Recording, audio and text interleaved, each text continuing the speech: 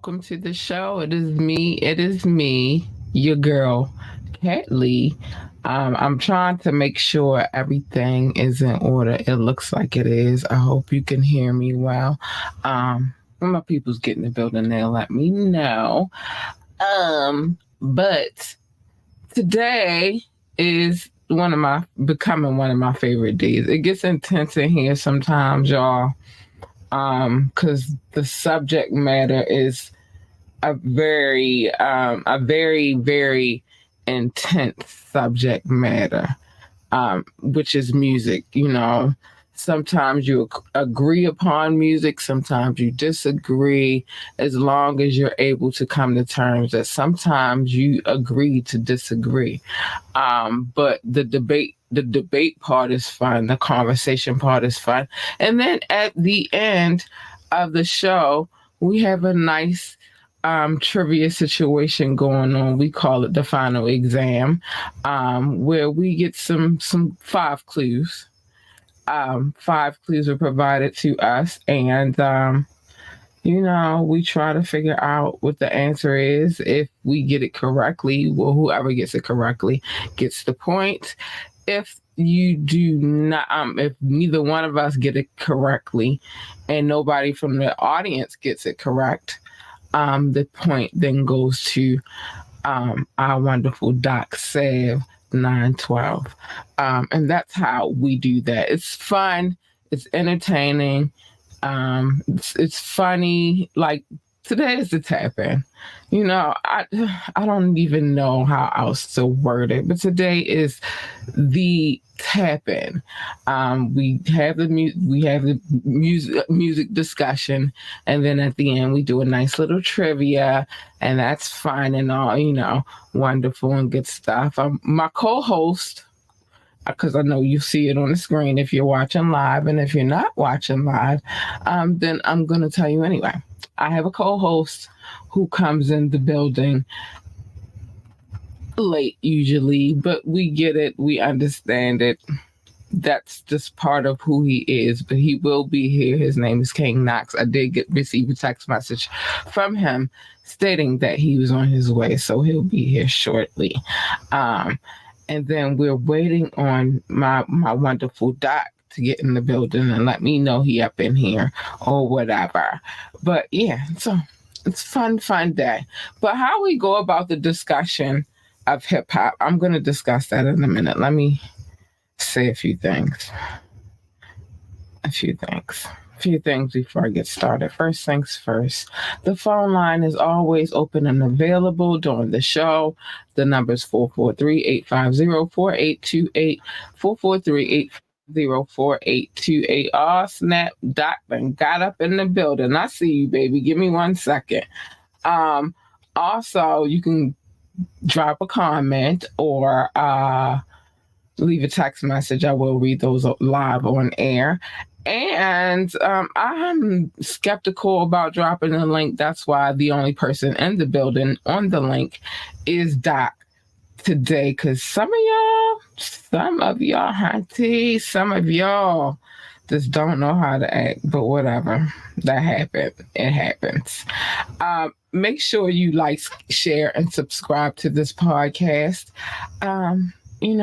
Every like, every share, and every subscription is greatly appreciated over here at Ambitiously Entertainment on Ambitiously the podcast. I'm going to play a quick commercial, and then I will be right back so we can get into the nitty-gritty of it all. Yes, honey. Yes. Let's do this because they're always on my mind. I'll be right back. Want last-minute brand design help?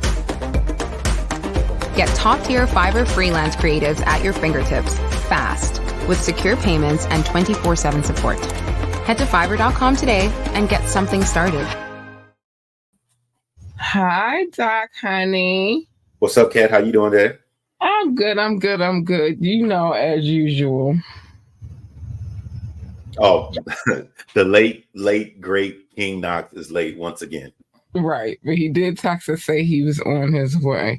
He knows that I will call him live on air. Though, matter of fact, let me make sure everything set up for that just in case I gotta do it. But um I did receive a text message. He is on his way. Okay. Hold on 1 second. I gotta make sure. Okay, bam.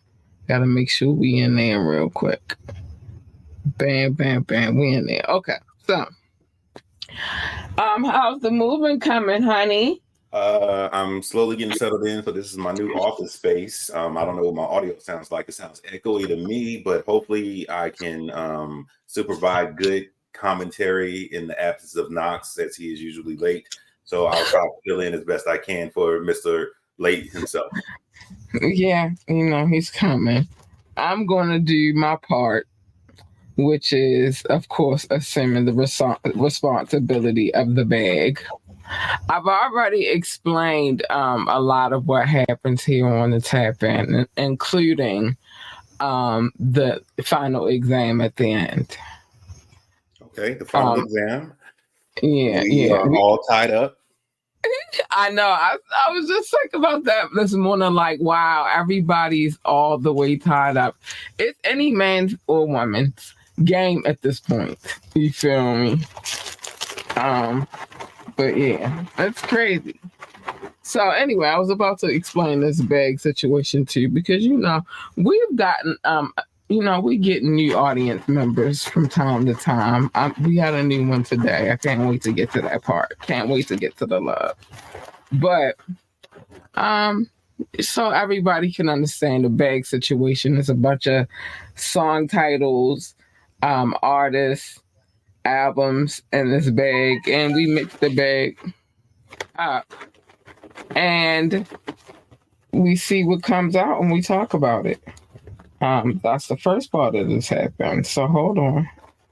Okay, I got one. Hopefully it's while y'all are waiting for the name to be drawn out the bag, please make sure you hit that like button on YouTube. It's all free support. Yeah, man. Give Kat her flowers. Oh yeah, I like flowers. You gotta give some to Doc and Knoxx too sometimes, because you know what I mean. Like they got more Doc a lot, because Doc be here, he be holding it down for me, but Knoxx on the tapping, he come through.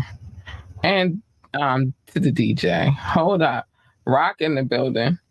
Yo, what up, Rock? What's up, Rock, honey poo? What's up? What's up? What's up? And yes, it's the tap in. So our first one, I'm very excited about. If Knoxx was on time, he would probably hate about this situation because he says I always get the good ones, which I rather believe I do. Redman. One of my favorites growing up. When I got kicked out of my mother's house, all I had was my M1 jacket, my Sony Discman, and Redman Muddy Waters. That was the only things of items that belonged to me at the time, and that's all I had. That was rough. Yeah, I survived though, so it's okay. But Reggie Noble, good old Reggie Noble. Mm-hmm. What's here to help you get by on your crazy days? What could I say about Redman? Redman for a long time, and I'm glad you mentioned Muddy Waters. That's a classic album. Yes. I believe I still have that as well. But I think his creative ingenuity when it comes to rapping, like you want to get crazy, craziness when it comes to him. It's going to be fun. It's going to be entertainment. He can get got if he want to, but for what? I like him as a person, you feel me? Like, I like that he like, you know what? Like, y'all doing too much, you feel me? I'm just enjoying myself. And you can show in every performance that he's done, like if you've seen a live Redman performance. He approaches it like old rock stars would approach doing a performance, doing a concert. I mean, from the antics to, the show can be ad-libbed by him and still give a great performance of all his music and everything. So that's the dope part. Right. He's just an all-around entertaining guy, but he can rap his ass off. Don't ever get it twisted. Oh, he But had bars on bars, no doubt, no doubt, you bars on feel, bars. because I don't want it to be overshadowed by his outstanding personality. You feel me? Because you're gonna get some funny moments with this guy. His comedic timing is definitely there. You feel me? And so you'll look at that and like, oh, Redman, nah, he can rap his ass off too. You feel me? So, his videos. Ah, yes, love his videos. I love the creativity that comes in his videos, the off the wallness that is his videos. Like, for example, the time when the girl was riding up the street and she dropped 9 months she carried a seed. Then she hit the back of the taxi, and everybody looked like they didn't want to see that. Right. I love the creativity and ingenuity. It's not like other videos that you're going to see. You feel me? It's crazy. In the videos, especially how he has a tendency to use BBW women instead of regular video vixens majority of the time. Right. I love that part too. Cause they make them feel special, like this little skinny red dude. He knows the big girls too. Ow, you feel me? Type of situation. So I do like that too. I like that. It again, if you get, and then I like the collab with him and Method Man. I like that combination. You feel me? It works very well together. But yeah, Redman, that's my guy. That's my dude right there. I really rock Redman. So your favorite Redman album is Muddy Waters? I believe so. And where does like Time for Some Action and all that fall? I don't know if I hate giving out favorites. You feel me? Because I'm just like your favorite, because I fuck with all. That's the crazy part. I fuck with all levels of Redman, though. You feel me? The early tidbits, but I mean the latter years as well. So I don't know if I got a favorite, but Muddy Waters was definitely a classic album. You feel me? Oh, I say that. We didn't mention also his numerous amounts of skit he has throughout his albums. And I think we talked a little bit on the skit play. Yeah. Yeah, he funny. I've had enjoyed a lot of laughter through some of his skits. Yeah, hilarious. He is crazy, but I love it. He is crazy. National Chicken Head Convention. Oh yeah, man. 5411 Reeboks. The girls that only want the silver jewelry. Yeah, he gave you some skit. I will say on the skit play, he came prepared. That imagination was definitely there. Exactly, I agree. So yeah, Redman falls in one of my upper category of rappers, entertainers, and to me that album particularly Muddy Waters just has a mark on my life of something that happened to me. So that's where I hold it. Yeah, Reggie Noble, he is the man. He is the Redman. Yes. Not the Brazilian man, but the Redman. And we can't leave this out before I move on. We cannot skip past that MTV Cribs episode in his own freaking house. Usually they go get a house and be like, we're going to act like this is yours. And then they come in all like, oh, this is my kitchen. And this dude was like, all right, y'all gotta come to my real house. Yeah. From the doorbell being messed up to the shoebox of money on top to the unopened plaques to the clothes from tour that are in the boxes and bags. Yeah, cousin sleeping on the floor with a blanket. You feel me? That has to be the most classic episode of Cribs ever in life. He gave it to me just how I expected it from him. And that's real. Oh, that's one wrapped out real tight. What is this one? Let's see. Oh, Oh Lord, Lil Boosie. Boosie Boo. Boosie badass. So you want to start? I don't know. Actually, I want you to start. What for Boosie? What is it? What is he to you? Or how do you profile him as a rapper? And let alone he's from Louisiana. He's not the Wayne, but Yeah, he's from Baton Rouge. That's a whole different place, whether people want to realize it or not. You feel me? It's different from New Orleans. You feel me? It's a whole nother segment of Louisiana. But I don't know. Boosie had some bangers that I like. You feel me? Like as he came, through the years or whatever. I could do without some of his antics, which kind of be like, I get tired, and that's because of the other things that I do. But I'm not like I like Boosie at first, so I'm not really opposed to, Boosie. He cool. so I would say, and other people I have hip hop conversations with, when we get to like Boosie, I try to tell them, and it's something that I think only people that's from particularly Louisiana or the South understand. Boosie is like the Tupac of the South, believe it or not, and that's my position on it. He, outside of probably the music that majority of the people hear, outside of that, if anybody ever took the time to actually listen to his album, he speaks on a lot of injustice stuff and how America is corrupt, the system is messed up. So he does take that stance. But then again, just like Tupac, he has all these other things that surround him that's like, is this dude really talking about the government, or he really tried to get two red bones in the backseat? With him, but it makes him kind of impossible sometimes. Like not all the time. You feel me? Just sometimes. I wouldn't say I got a hate love relationship. I got a strong like for Boosie. You feel me? He just get on my nerves sometimes. You feel me?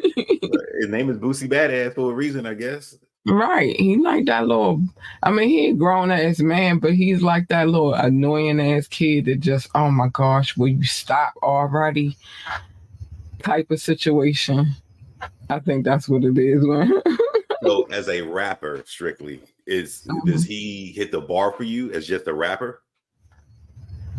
I don't know. What's the bar? Whatever your bar is, that's what I'm trying to like. Does he fall in the echelon of in a favorite setting? No. Can I listen to some of the things that he produces? Yes.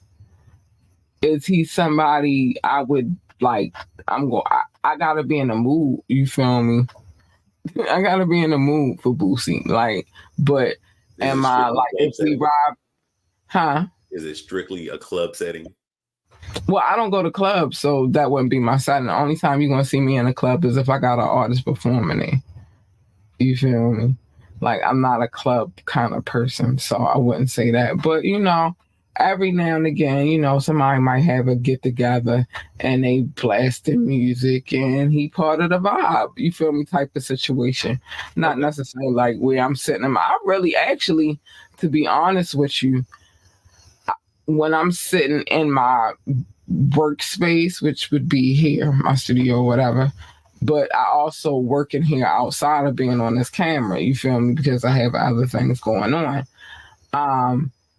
I'm probably not going to listen to anything that's going to be, not in my element. Like, it's a chill vibe. And I do that a lot more than I do anything else. And if I'm going out, I may be a nice restaurant or a nice lounge or something, but I'm not really into the club scene. So, I don't know. It's like, he come on at a cookout, though. I'm not opposed to Boosie. And I might know a lyric, too. Did you see Boosie's movie about his life? I think I have, but I can't vaguely. You feel me? It's a wild one if you haven't seen it. Or if you have seen it, go back and watch it again. It's a wild one. I think I need to go back and watch it. I hate to say this. Was it like along the line? Was it better than Master P's? it's along the same lines of that because he shot it himself. It's his autobiography, basically. The stories, if the stories are true, it's some wild shit. Okay. If it was artistically expressed for the movie, then that's a whole nother thing. But Right. it's worth a hood watch. I put it that way. It's worth a ghetto hood watch. Okay. All right. I might have to go check it out. Oh, by the way, to remind everybody, as I go like King Knoxx in the building, I will be playing a video.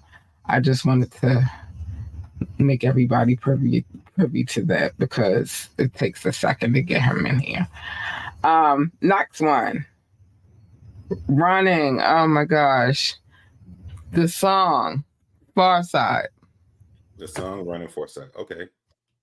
I'm not gonna lie, it's one of my favorite songs. Actually, it's one of my favorite songs, and I got my sister hooked to it, so now it's one of her favorite songs. What do I remember about Running in the Foresight? Um, I just the melodic vibe, the instrumentals that was played. I don't really recall the verses being too heavy for me, like a verse or something that they said in the song that really stood out. But I just remember the sax and that really jazzy feel, that do do do do. So that's what I remember about the Running. I don't think that song really hit any significant spot with me, but it's a great song. Don't get me wrong, but I'm trying to think, like, did any verse stand out? All right. I don't think for the time that the song came out, that's what they was. You know what I mean? I think they was trying to get on that, like, I want to say hood political. Yeah. Like, you know what I mean, type of tip. And you got to look at the time at which they made that song. You feel me? What was going on? What was the vibe then? And also, I think with them, the Foresight particularly, because they're from the Bay, and that whole culture of blackness to them is kind of different than I would even think to you and to me. But it's like, I do remember that I was heavily into that era of music, or that sound of music for a bit. It was like Farside, Casual, Hieroglyphics, and all of them. And I don't remember me really remembering the Farside being up at the top. I think I was more into the Hieroglyphics than I was Farside, but in Casual somewhere in there. But I do remember the song Running. But yeah, that, because it was almost like a hippie vibe, but it wasn't. Right. I like to call it hood hippie. Hood hippie. Okay, hood hippie. The hood hippies in the building. I'm quite the hood hippie, so I can dig it. You feel me? So the hood hippie vibe is what exactly? So we can make sure we're on the same page. What's a hood hippie? I'll give you, like, I hate to give like a stereotype, but they chill, they real chilled and laid back. Most of them are potheads. It can get rowdy, but they don't really want it to be in that space. They just chill. You know what I mean? Might got some political stuff to say or feel some kind of way. Like, they stand on what they stand on, but they a vibe, the hood hippie. Okay. You feel me? Cadley is a hood hippie then. I'm a hood hippie. Peace. I'm a hood hippie. All right, let's I'm a hood hippie. All right, he got but so much time before I start making phone calls and putting him on the air. Uh-oh. Because that's my new thing. King Knoxx needs to rock a big clock like Flavor Flav. I think that would help him be on time a little bit more, maybe. Really? You think so? I don't think so. Gotta do something. I think that he's just always going to be on his own, march to his own beat. And it just got... and it kind of does complicate things when you go to the gym before you got to do things. You know what I mean? Like, it's like, you might run over just a little bit. You feel me? I know because although I do my little workout sessions earlier in the day, you feel me? Sometimes I get sidetracked and there's other things that I'm supposed to be doing, but I just got in that vibe and it was feeling good. And so now I'm running a little bit late. So I get it. Oh, but he can't be a hater. You feel me? When the ones I keep popping out be dope and he get,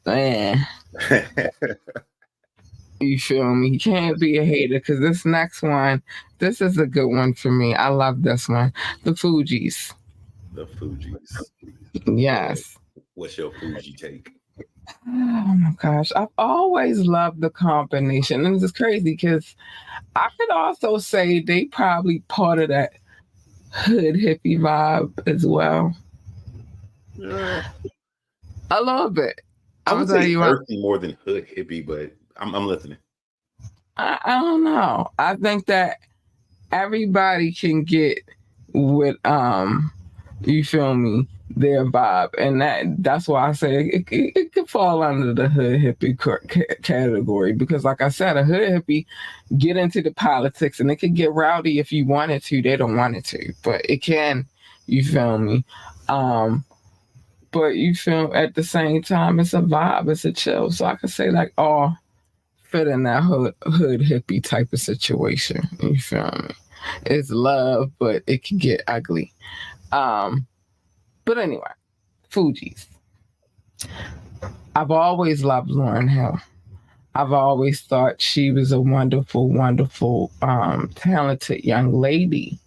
Even at times she got the first time when she got booed off the Apollo. I saw something in that. You feel me? I did. I think that what Wyclef was, plotting in his head was super genius. And we ain't know things was going to go the way they were. It wasn't genius when he started bumping uglies with certain elements of the group, but that wasn't genius. But the enterprise, the you know what I mean, how he was putting the pieces of the puzzles together. I like those kind of people. I like those kind of people a lot. And he got a little quirkiness and craziness about him that I also like as well because it's him.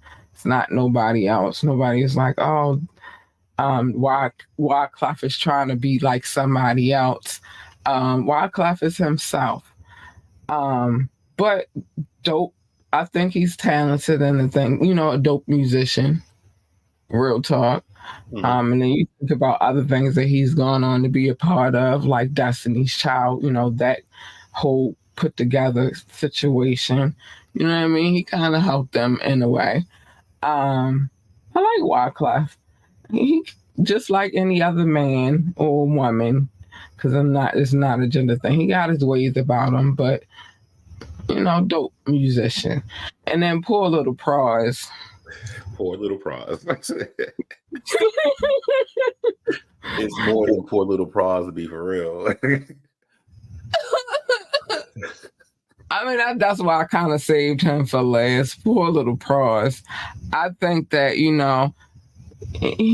did his thing for the time that he could do his thing. I think the whole situation and what he really got going on in real life, and I reported the story before about the whole financial criminal charges he's up against right now. I've talked about that before. I'm not really going to go into depth about it today, but I'll say that he wrote it out until it was no, and it's crazy because he was on Ghetto Superstar. Yeah. I would say that for the Fugees, I think Wyclef is an underrated producer. Wyclef is extremely, extremely talented and extremely creative, but for whatever reason, I don't think his longevity, which he kind of lost, didn't keep his shine up. Like, I believe he probably could still come back and find some artists and do something creative for them, especially with the new sound, the Afrobeat sound. I think even with his island sound, Caribbean sound, he can Right. still take that and make it like a crazy record with some artists or something like that. But I don't know why it's like he just fell off, and then it was the whole Haiti earthquake thing, him running for president. Right. So, but I think to me, everything, the score, the album itself was super crazy, and he had his fingers in all of that. But it's like, what happened that all of a sudden it was like they did the score, he fell off, or he did his stuff, and then it was like. I think again when you start meddling with other members of the group, and you're a married man, that brings chaos in the first place. And I know everybody, well, what that got to do with hip hop? Well, here's what happens. You're in a group with a lovely young lady who's gorgeous. And we know he wasn't dabbling with prize. So that's that. And things got complicated because he got her on the side and he got his wife on the other side. And, he wanted what he wanted and things didn't work itself out. And then she, being the voice, the beautiful, amazing, sultry voice of the group, decided to do her own thing. You feel me? It's not, complicated. It happens a lot when it comes to the music industry. You feel me? And that's how that fell apart. And then he started dabbling with other artists and doing other things. I don't think he ever gonna be like, the Wyclef of yesteryear. That's really at this point impossible on a lot of standpoints. That stands for a lot of artists. You feel me? But after the score, and as far as they were concerned, things got sticky. Yeah. Things got sticky. As much as Lauryn Hill has a wonderful sultry voice and singing, she also was a very formidable MC. I think people skip over that. Her match with Rod Digger right there, the Outlaws, all that stuff. Yeah. That is bar for bar hardcore. Yeah, for sure. And that's whether it's rapping or singing, that's what the voice is. You feel me? So, yeah, for sure.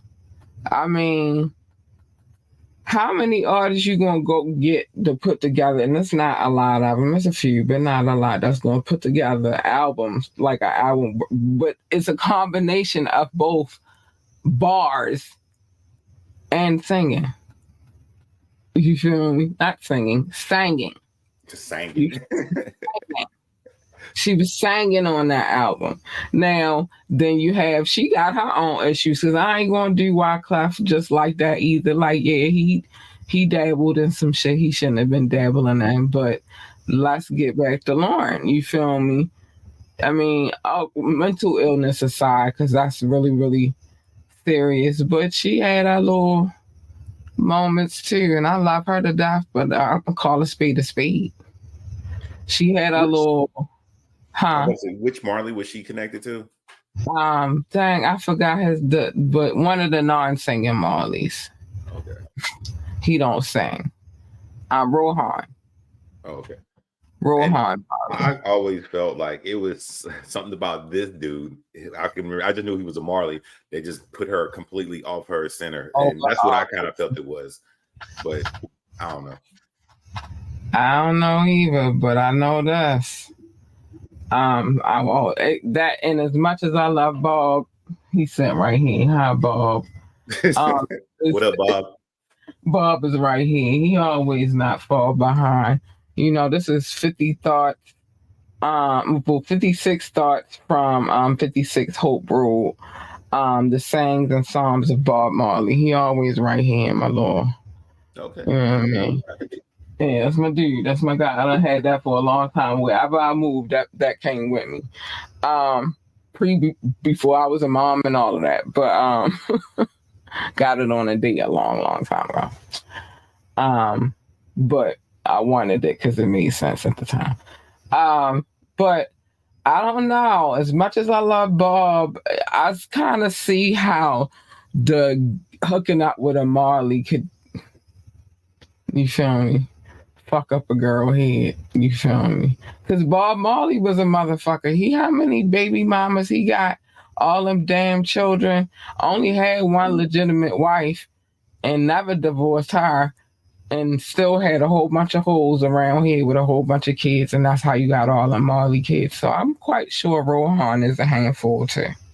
Okay. You feel me? And so, but she, huh? I was gonna say, since we did Wyclef, we did Lauren. Last one And is Praz. So poor Praz. I don't think that poor little Praz was ever gonna be as big as Wyclef or Lauren. You feel me? Can he spit? Yeah, he can. You feel me? I question that. He got capabilities because them bars wasn't coming from. You know what I mean? Like he did his part for what he was supposed to do for the Fugees. Now, do I think that he was gonna be like some great solo artist? Never. Never in a million years did I ever think that. I don't think that. That song where they remixed the MR2 M2 song, Electric Boogaloo, whatever. I forgot the name of the song, but like that was the one. And then he had a song on the soundtrack too, some soundtrack. Right. I mean, he made his little features here and there and did his little thing here and there, but did I think he was going to come out with a platinum selling record? Album? Absolutely fucking not. Did I think he was going double platinum in anything? Double negative. Yeah. So poor little Praz. I think that name suits him well. Poor little Praz. And look, ancillary little consolation conversation real quick. Why is it seems like the Fugees either was themselves or even the one guy who I did like, he had that one song, but he got locked up for transporting cocaine. Oh my gosh. Yeah. Dang, I can't never think of his name. And watch, we're going to stop talking about this and I'm going to remember his name. Yes. But what is it about them and this weird thing of interesting criminal activity? I don't know. His name was John Forte, and I do not. John Forte. There you go. And I do not know what it came to me. Yeah, John Forte, and I do not know why they. Well, and no, even Lauren with the only one I don't think got some criminal time was Wyclef. Yeah, but it was the whole the fraud thing with the Tex Haiti help or whatever thing too. Oh, wait. But Lauren got in trouble with the IRS, and you know how they snatch niggas up and try to put them in jail. Exactly. I don't know. Is the Fugees a criminal enterprise? Look, that's something to look into. I got questions now. The music was just laundering money or something. I don't know. You feel me? Because now that I think about it, it was Forte first, and then Lauren got hers, and then Wyclef got his little meat and potatoes, and then poor little. Oh no! Poor little Pro's been going through it for years now. I done reported on him several times. The Fugees doesn't necessarily stand for refugees. It stands for fugitive. Maybe. Because what? I never looked at that, Doc. I never looked at that. But what is it? That, everybody that was associated with that situation has done something criminally wrong. You feel me? Yeah, it's interesting. I just thought, because I'm like, there was another dude that was connected to them, and I liked his song, but I can't remember his name for the life of me. But John Forte, that was his name. John Forte. Because I talk about him every now and again, like if I'm having like a music discussion outside of this podcast, and that always happens to me. Like I'll always forget his name, and I'm like, but it's right on the tip of my. But this time I caught it faster, John Forte. So I don't know. Maybe they are a criminal enterprise that we don't know about on the low. But it seems to me the one that has the biggest criminal situation going on is that daggone poor little Price. Because he is going to prison, and he was playing with campaign funding, and foreign entities. He is going to prison. He's going to jail. Yeah, that sucks. But yeah, poor little Cross. All right, we about to see what Mr. Knoxx is right now. I haven't gotten a text from him yet. But hold on, I gotta get my little situation together before I start calling Mr. Knoxx and see where he's at. But yeah, John Forte, that's his name. And I always forget his name and then walk away and be like, dang, that's his name. And it's unfortunate because he was nice. Yeah. Actually, hold on, I'm calling Knoxx now. He was nice. He was real nice. Yeah, that song. I just remember that. Matter of fact, I'm probably gonna listen to that song after we get off here because I want to hear that song again. Because I remember, to me, it was a very rarely textured hip hop song, and he had a nice flow and a little bit of a Caribbean sounding accent. A little bit, I think I remember, but I'm not 100% sure.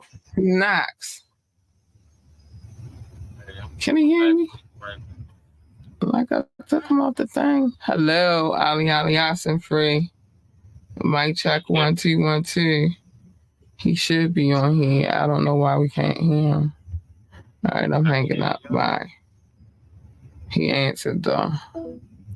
Yeah, I heard him say something. I couldn't make it out what he said. Oh, you know what? I figured it out. He was there though. He know what I was getting ready to say. I quit right now. But yeah, what was the name of the song? Did you figure out the name of the song? Oh, I can look it up real quick. Well, he was actually, he could have did something. He was going to do a little bit more, I think, than Poor Little Prod was. For real. If you want to be honest, if you want the meat and potatoes of it all, Poor Little Prod was not there to be not even a ghetto superstar. And he was a part of that project. He was not meant, that's not what he was meant there. He was like there to be like Poli Sci. 1998 Poli Sci. Yeah, okay. Yeah. All right. Interesting enough, he released music in 2021. What? Okay, hold that one for me because now we got to get into that. Wait, I got to go let Knoxx in, but hold that one. Do not forget that, Doc. I promise. Don't forget that because I want to come back to that real quick. You said 2021. So he out of prison? All right, hold on. No, I remember when he got out of prison. That was a while ago. But he's actually been putting out projects within recent years. But go take care of the King Knoxx lateness thing.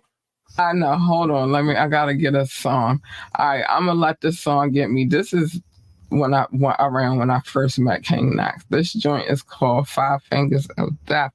I'm going to play this. I'm going to be right back. Dang, it's only 2 minutes long. Damn. I try to get a couple minutes in.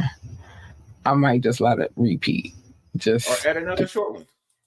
Yeah, I got to be here to do that. I got it. I'm just going to loop it. I got you. All right. So we're going to do this. I'll be right back. And we'll talk about this when I get back to you. I'll be right back.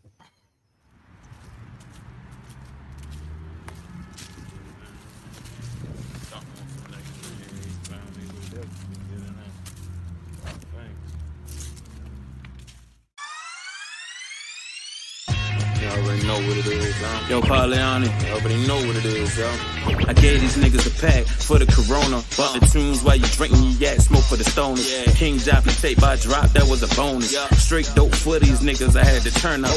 Back to back classic, nigga, ain't no hold up. Still king, damn, I'm shining. You know what? Let me grind the stone that I got straight to a diamond. Shake the play up for a minute, change up the climate. Speed the process up, I'm dropping the no one. 5 fingers of death, ooh, I'm killing the no one. Feel blessed just to continue. I'm pushing for the #1 spot, so what's on the menu? Got skills, still paying the bills. Just address me as the king. King Knoxx is the gangster grill. Slow motion, just keep me the trill. Smoke a lot of weed and right, I got the power to build. Been getting it in, been sharpening the steel, It's the 5 fingers of death, you in your ear. My shit is HD, nigga, I'm making it clear. It's the 5 fingers of death, you in your ear. My shit is HD, nigga, I'm making it clear, yeah. King Knoxx, Parleani, yeah. King Knoxx. Alright. 5 fingers of death, kid. Yeah. Yeah. Let me take you to the West next side, level. We still in this bitch. Yeah, you Let's go. West side, yeah. It's the 5 fingers of death. You hear in your ear. My shit is HD, nigga. I'm making it clear. Fuck up.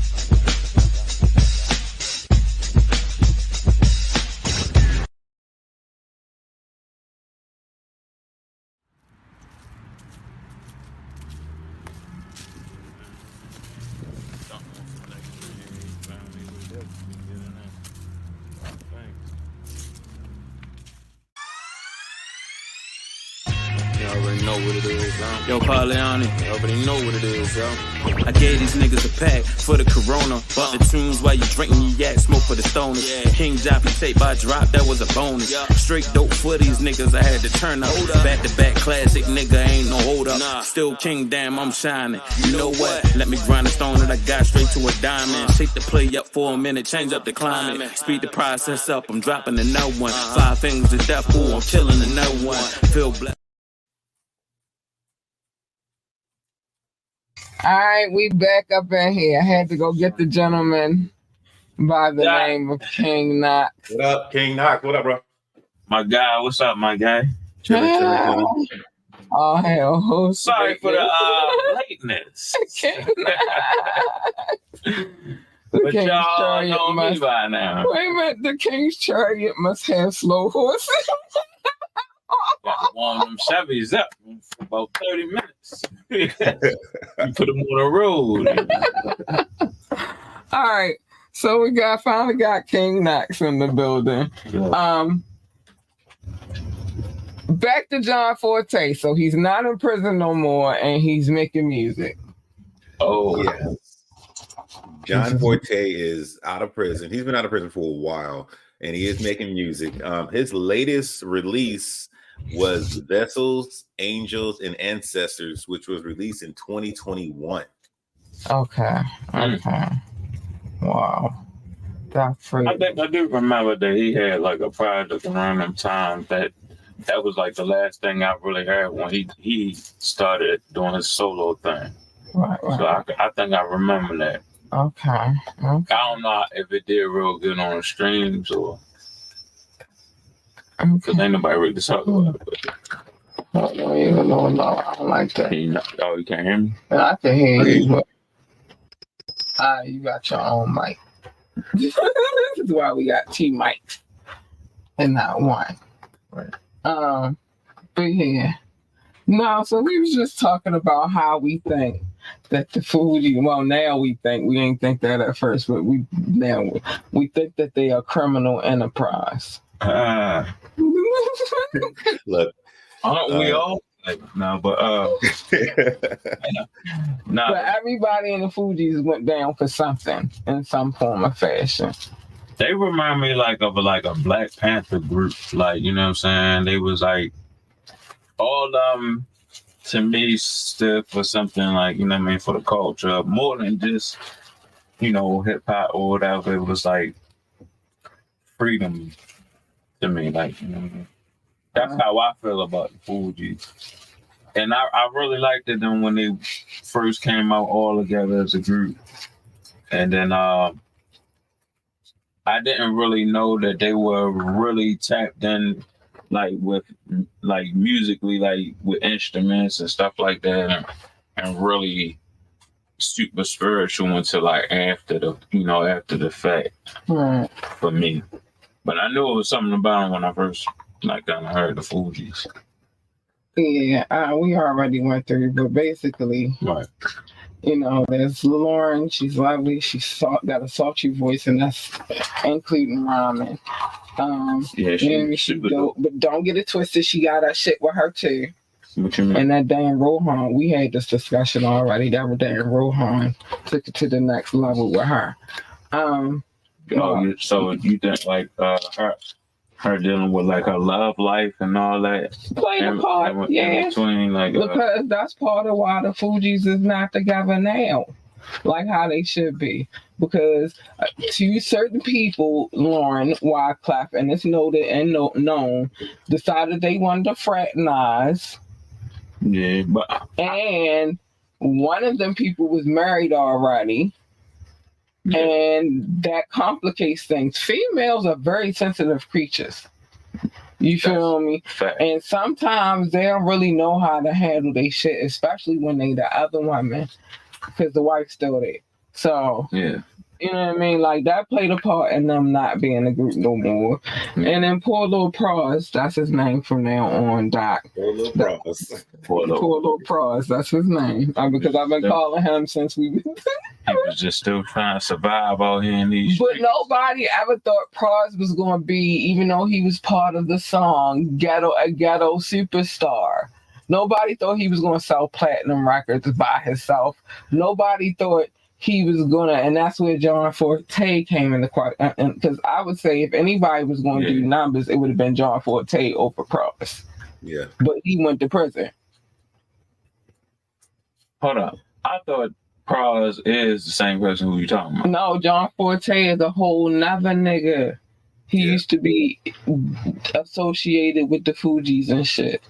Pros is the one that's going to prison now. Right. So I hate to say it like that. And Pros about to do some football back numbers. For real. He's about to go to prison now. John Forte went to prison. Like when the Fugees is really like. I gotta look that back up. So he was like a member of the Fugees too, and he was rapping or. Yeah. I thought that so was to speak. No, it's three members. And Lauren Hill. But it was a whole nother nigga named John Forte. That's what I'm telling you. Yeah. He went to prison. So basically, John Forte went to prison in 2008 and had to do a mandatory minimum of 14 years after being found guilty of distribution of cocaine and conspiracy to distribute. Oh, so he was like, but he was just like associated with them real heavy. You feel me? So he wasn't a Fuji member. Nah, that's like he was closer than just an affiliate, but not an official.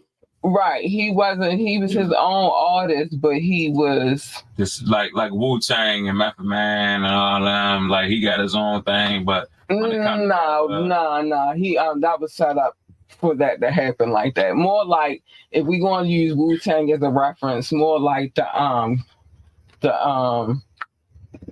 like the Wu Gambinos or like the affiliates. So. Yeah, like affiliates. Oh, I'm like, hold on, I know all the members, but he must have. I'm thinking you was talking about Pros. No, Pros is going to jail now. John Forte was basically the nature of the firm. Right. Oh. Okay.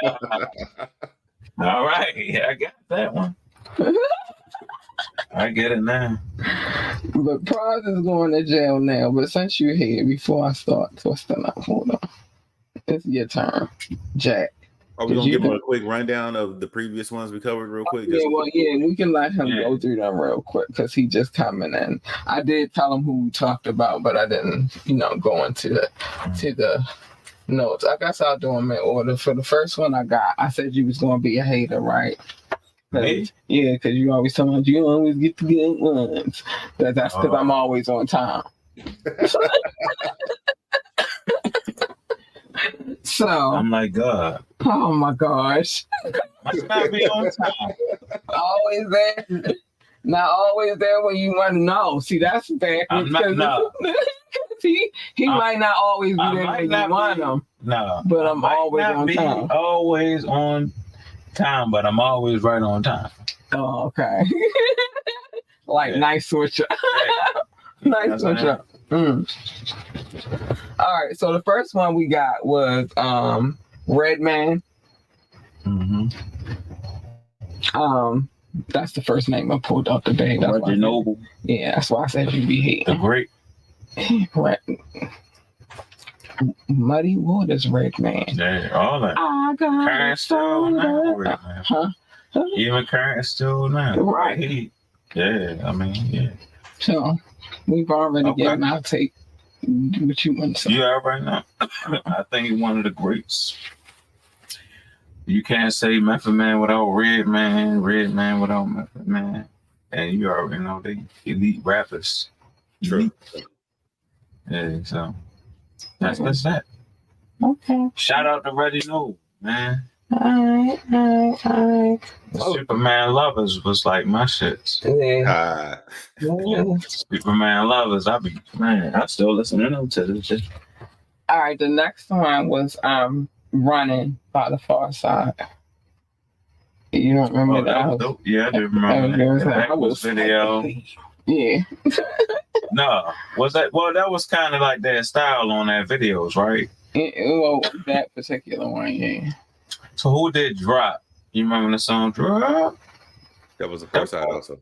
Yeah, so they had a theme like backwards type of videos. Yeah. So like, yeah. Yeah, I like the Far Side. It was like a fresh sound when they came out.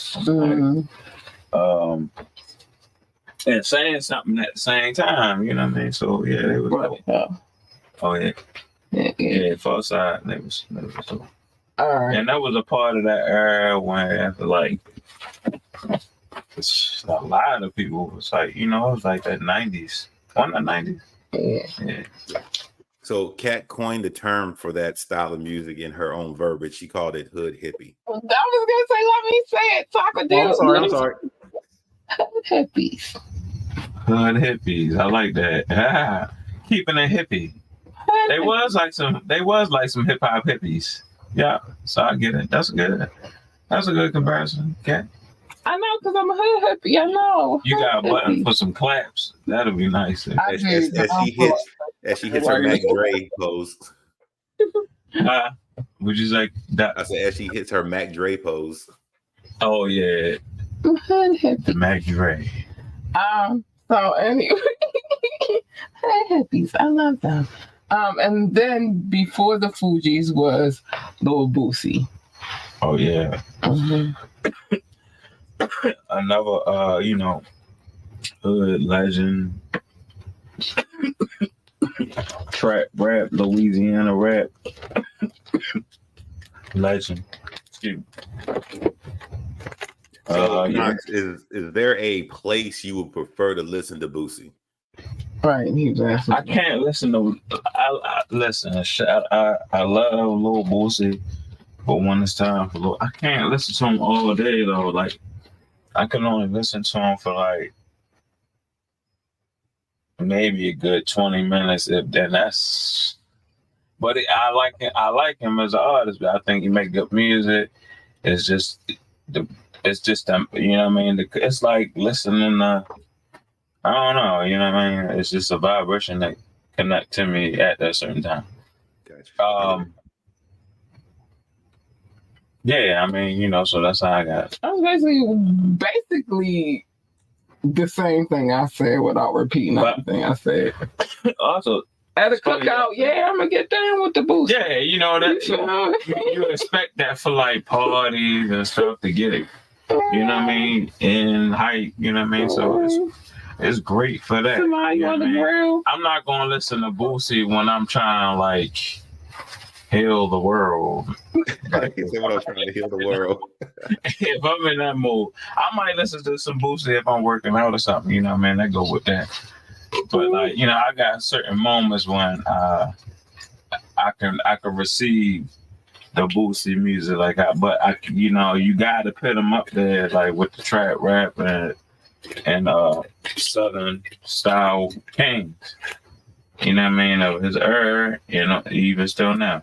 But he a lot in social media now too. Like I think it's funny y'all said Boosie because they got some stuff on social media by him as a daughter. They go do some stuff. So like I said, he like that little badass annoying kid that they just like you fuck with him, but like come on now, you getting on my fucking nerves now with all your bullshit and your antics.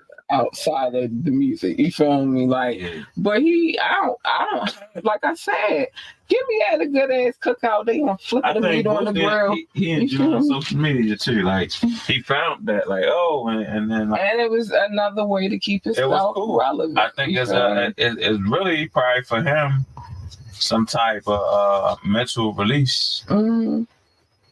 You know what I mean? But he Let me got go over there and fuck with these niggas real quick on the social media. Once you get to that status, you know what I mean? I'm bored anyway. You know what I'm saying? That's a whole nother thing. Find something to do real Shout quick. out to Lil Boosie. Fuck with these niggas on the internet real quick. Yeah, Boosie. He just my guy. I like his music. Just that little badass annoying kid around the way. Everybody got one that just get on your nerves. Like, all right, y'all.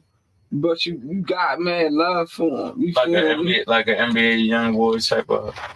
I don't even know if I could be around that nigga without being like feeling like I want to do something to him. But that's a whole nother story. Oh, you don't like young boy? No, I don't like him. I mean, I like his music. You know, I think like of his.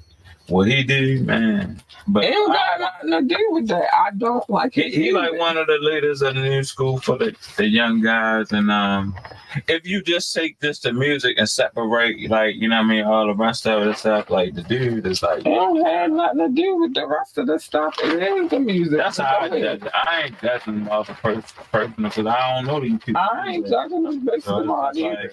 I would ask Knoxx, did you see Boosie's movie? Oh yeah, that was the Boosie movies. Yeah, I have seen some.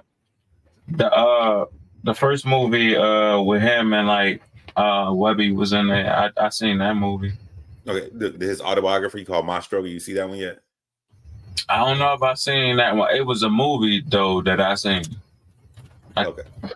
It's a good hood watch in the realm of About It or I Got the Hookup. So if you haven't seen it, a good hood classic watch. It's if the stories are true, it's some wild stuff that occurred in his life.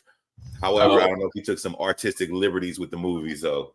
Yeah, okay. I mean, you gotta make it interesting. Was you this can't the just make it all. one of the earlier days, or this is like something current that came out? It came out. I want to say probably about 2 or 3 years ago. Oh yeah, okay. So this is fairly new then.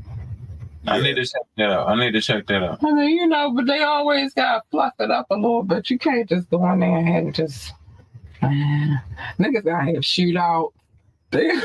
Well, according to him, everything in the movie is the truth. Everything in the movie is based on fact. Why they got shootout? Because that's what make a hood movie is a shootout in there somewhere. Somebody shooting something somewhere in the hood. And when they play it on BET, the new cuss word is Mickey Tiki. You feel me? Wait, what? The new cuss word is Mickey. It might be Mickey Ficky. I've heard Mickey Ficky. Like on BET. It might be Mickey Ficky. I think, that probably is what it is. But it's definitely they're going to change the cuss words and somebody having a shootout. And they're going to cut the commercial at them times when somebody got a shootout. Some of them stations like kind of go more vulgar than ever. Like, I seen like where it came from because they used to ain't really say nothing. Now they almost say everything. Right. So mother lover. They just put the weirdest combinations of like play together. Get your mother loving, but like it's something like that along the line. Shut the front door. Like dumb shit. Like it's something along those lines, but. Boosie got a movie reflecting on his life, and it's Boosie for goodness sakes. He gonna have some shootouts in there. Yeah, he is. The shootouts are there. You know he is. Is a old fashioned shakedown.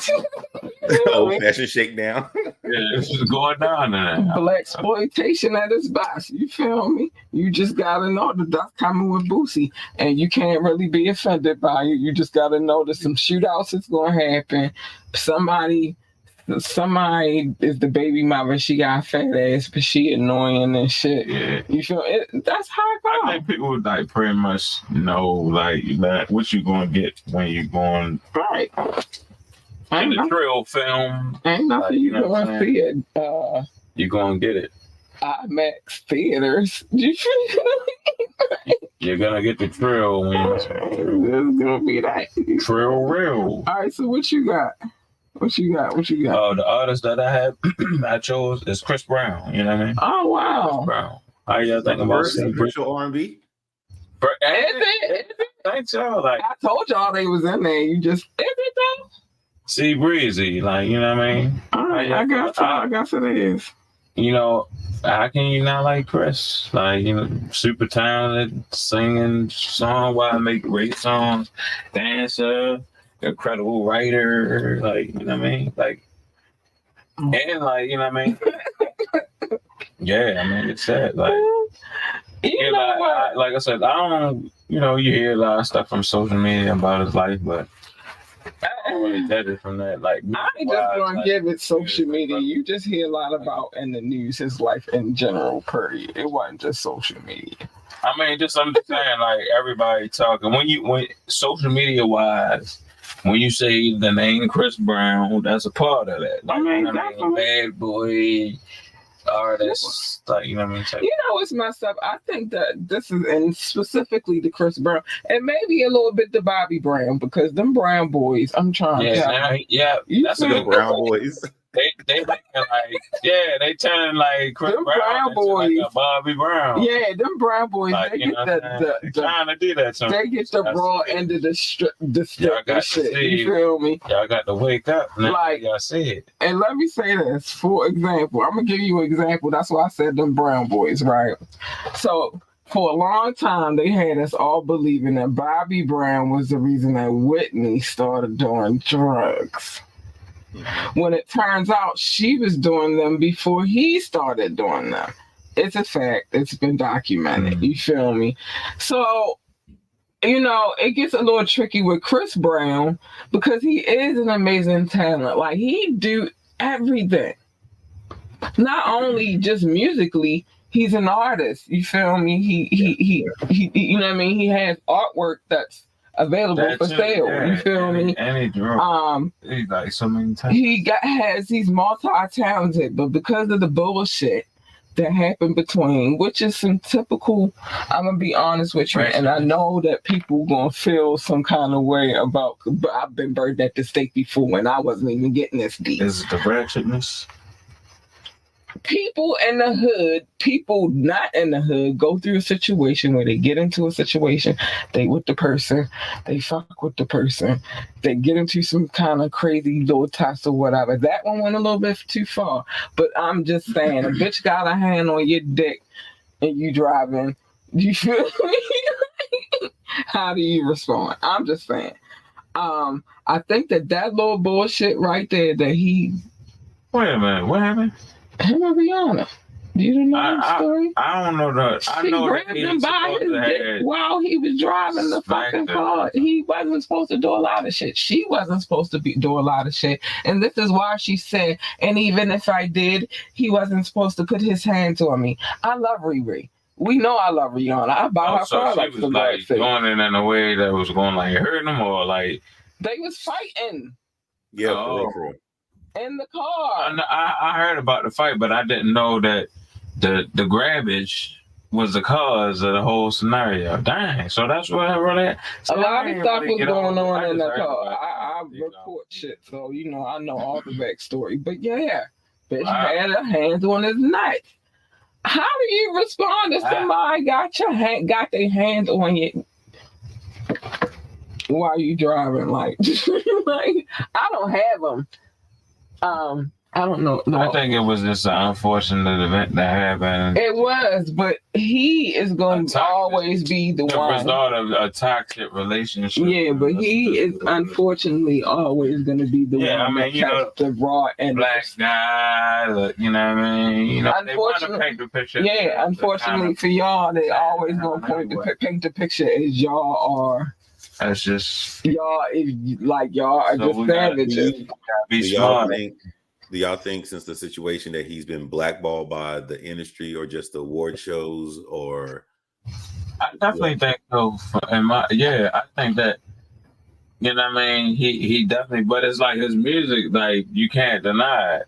So it's like it go that way, but people still love Breezy. Yeah. So it's like regardless, but it's a shame because if that wasn't in play, he would get way more acclaims. You know what I'm saying? Yeah, if that had never happened, you gotta remember when that happened, he had to deal with Wrigley.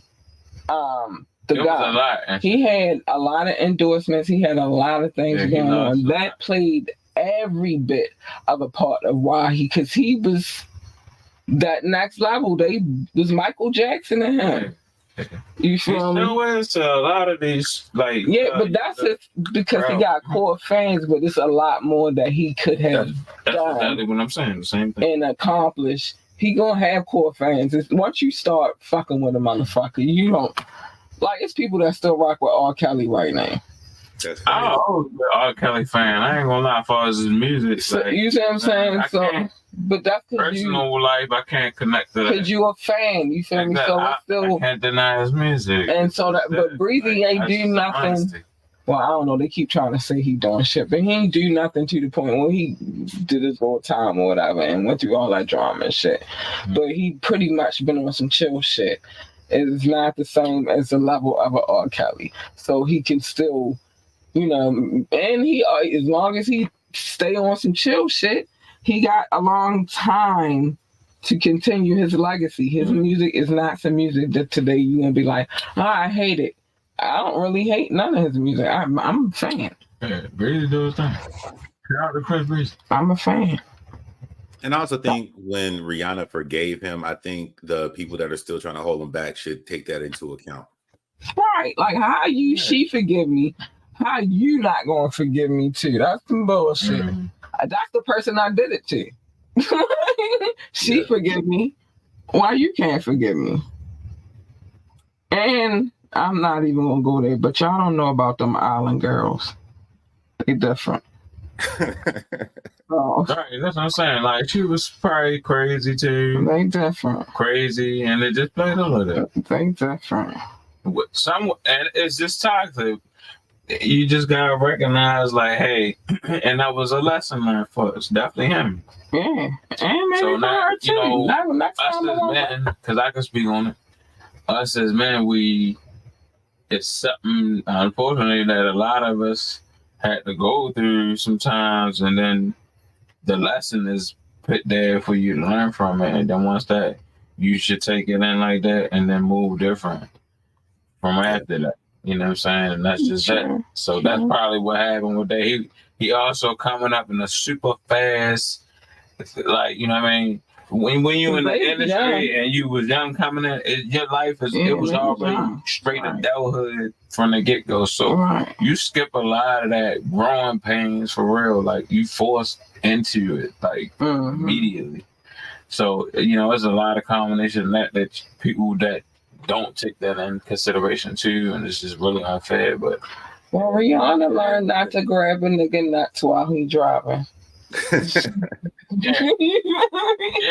she learned a lot. And another thing for that's another lesson for women. Like, some women feel like for a long time until they had to go through some type of wild experience that they can do whatever they want. Like, you know, and that ain't the case. Right. You know what I'm saying? Just like nobody should be putting no hands on nobody. Exactly. So in the spirit of the seasons changing, do y'all think second to Mariah Carey, Chris Brown has the best Christmas soundtracks? Yeah. Yes. Hell yeah. Yeah. Hell yeah. Like, you could never be mad at a Chris Brown. You can play a Chris Brown Christmas Carol right now. I would just say this. He fucked this Christmas up. And he put it on. I didn't know if Nat King Cole still had it on lock, or what's the other one? He fucked that shit up. The Jacksons still had it on lock, but y'all saying Chris is taking that second spot.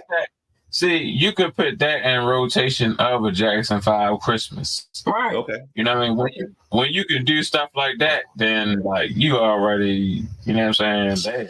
Yeah. That's amazing. Just like you could put Mariah Carey in that same space. Yeah, I don't know if you can beat I Saw Mommy Kissing Santa Claus. I'm sorry.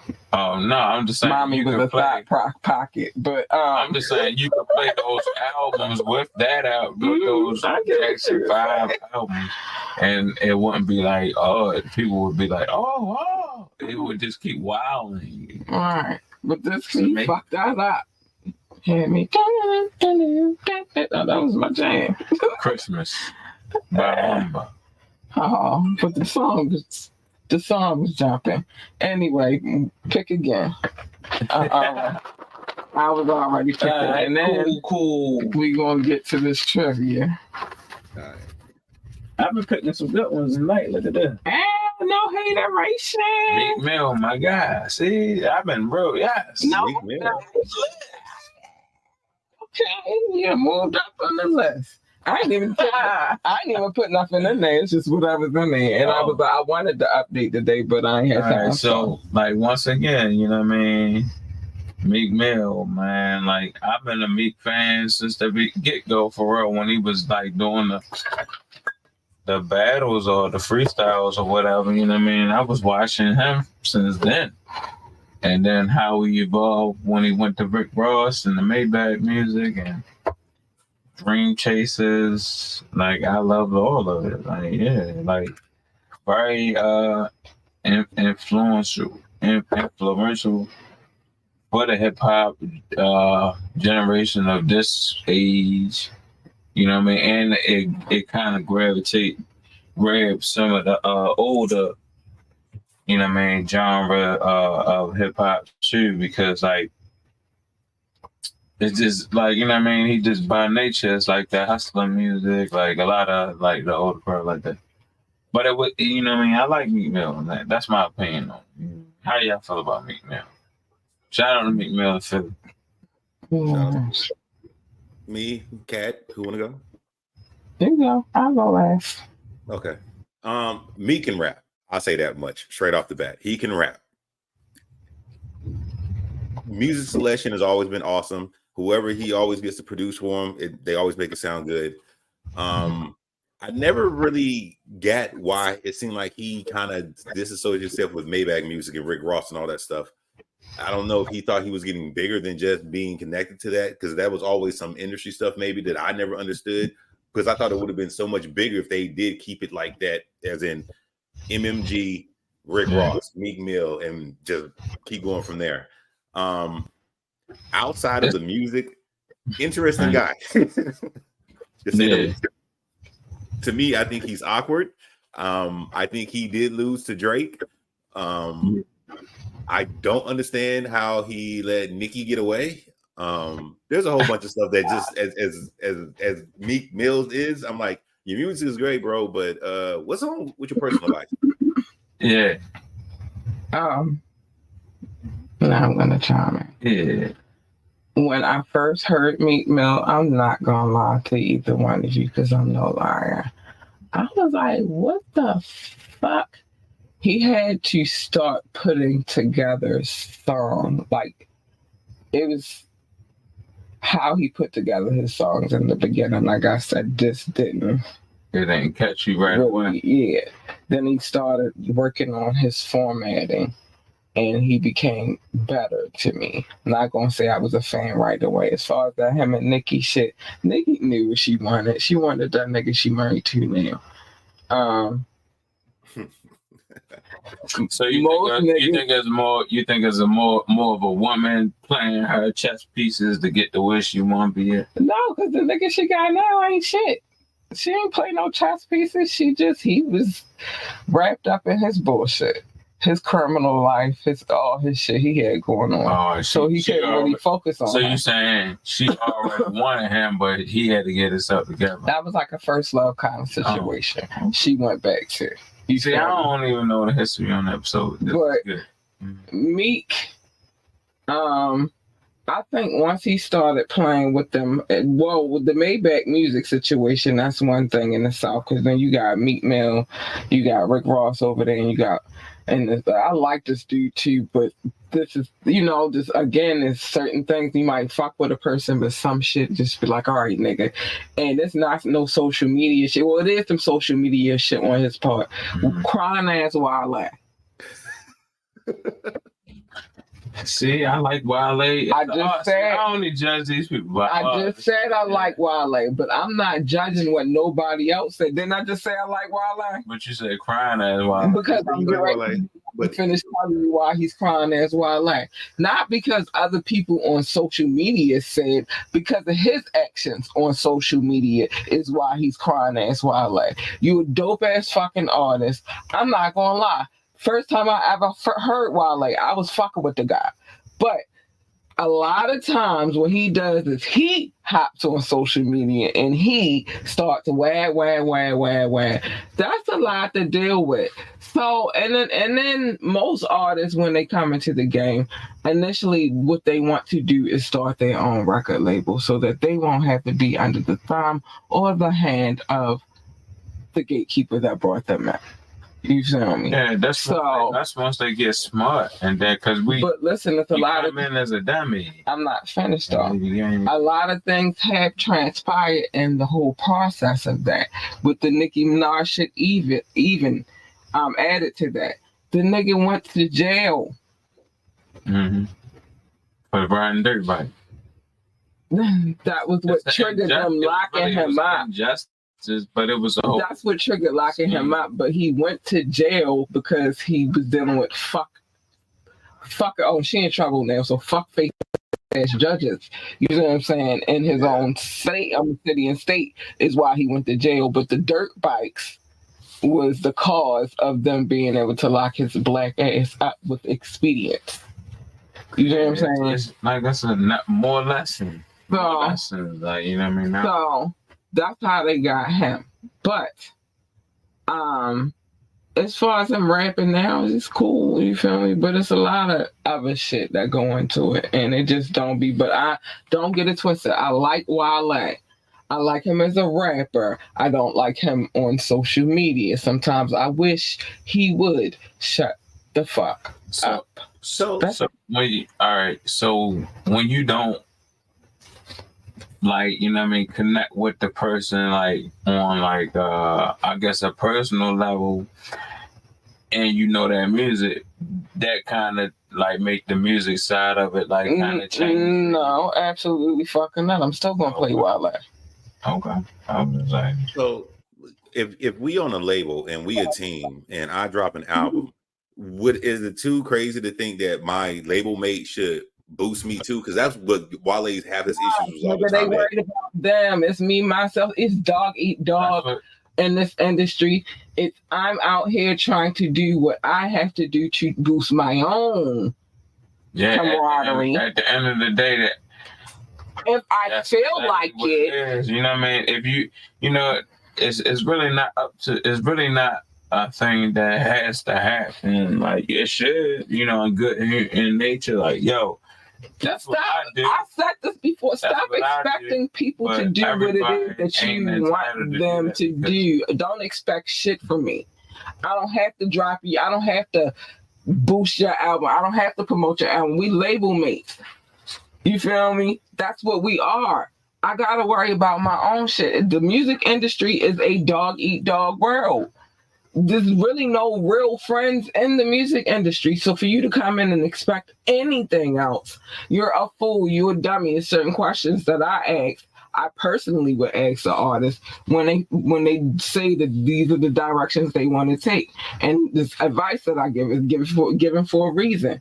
You can't expect just because you want to label with somebody and you got an album dropping, they supposed to promote your shit. Nor should they expect that shit from you. Y'all are co-workers. Y'all work at the same company. You go to a regular job. Do you expect everything from all your co-workers? You expect everybody to be on your accord and everybody cool. And, they're going to tell the boss that you did an excellent job today on the such and such and such.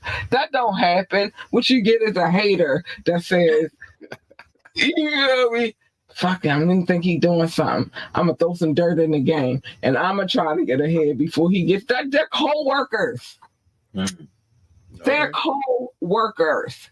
And their boss was Rick Ross. How Rick Ross handled that as a employer is how he handled it. But that's the reality of what happened with Maybach Music. You feel me? People forgot that they were co-workers, and your co-workers don't always do what you want. Sometimes they eat your lunch. Yeah, that's just scumbag stuff, right? You feel me? Scumbags. Yeah. You feel me? Sometimes that's like they move something off your desk that you needed, and they took it and you don't know where it went. All kinds of stuff happen with your coworkers. What I'm trying to get at with the whole Meek Mill situation is, if you're not working together, because this is a little bit of a contrast. Young Money, you always hear Drake boosts Nicki boosts Drake, Lil Wayne boosts both of them.